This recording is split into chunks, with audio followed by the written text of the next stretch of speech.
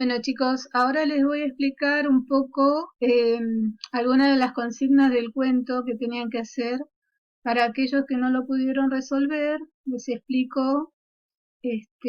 La número 2, por ejemplo, era que ustedes tenían que describir a estos pequeños personajes, que eran los niños, pero no solo describirlos físicamente, como dice el cuento, que eran haraposos, que tenían las manos curtidas, sino a través de la lectura podemos ver, se sobreentiende también que son niños felices a pesar de su pobreza, ¿no? Y tienen la inocencia a flor de piel. Entonces, cuando ustedes escriban a los niños, fíjense en qué más nos dice la lectura aparte de cómo los describe. Después, en la pregunta 3, les costó, a algunos que me hicieron el trabajo, veo que les costó. Ahí yo les remarco que la literatura es la capacidad de crear una realidad, un universo de ficción, ¿no? Y esto en el cuento se lo ve claramente, ¿no? ¿Quién está creando acá en los personajes? ¿Quién está creando un universo de ficción? La ficción, ¿sí? Es invención. Entonces, la pregunta 3 tenía dos partes. Decía, ¿el pequeño protagonista está haciendo literatura? Si yo arriba les escribí con negrita que la literatura es la capacidad de crear ficción, ficción es invención, ¿sí?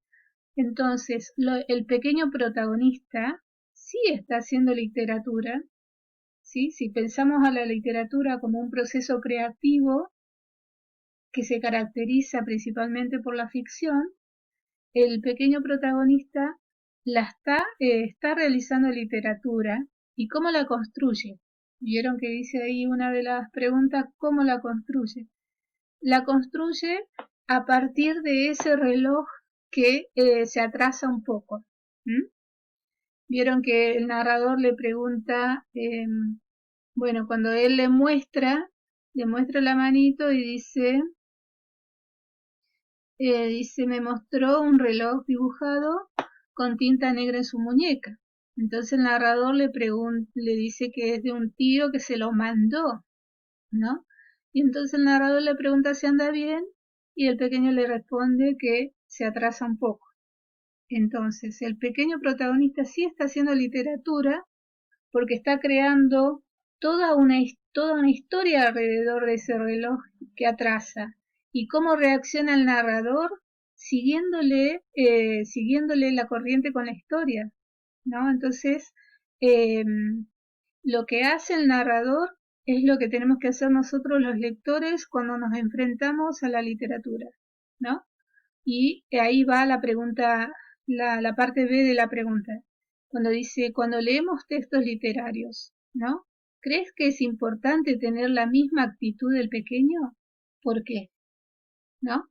Y sí, es importante, porque ahí la característica principal de este niño es que deja volar su imaginación, ¿no? Para crear esa historia alrededor del reloj. Y es importante nosotros, cuando trabajamos con textos literarios, tener esa actitud. Eh, Hay otra característica de la literatura que después lo vamos a ver bien, que se llama pacto de lectura. Nosotros cuando nos enfrentamos a un texto literario tenemos que hacer una especie de pacto de lectura. ¿En qué consiste este pacto? En que nos tenemos que creer todo lo que nos cuenta la historia. Es como cuando ustedes miran una película y se meten en la historia y la creen efectivamente. Bueno, así se trabaja con la literatura. Por eso esa pregunta que dice, cuando leemos textos literarios, ¿crees que es importante tener la misma actitud? ¿Por qué? Porque estamos avalando esa creación literaria, ¿sí? Entonces es importante tener la misma actitud de verdad. Él construye su verdad, él construye su ficción, el pequeño. Bueno, después la otra consigna decía, observa el título del relato y comenta qué mensaje quiso transmitir el autor. Bueno, el título del cuento es Celebración de la fantasía, ¿no?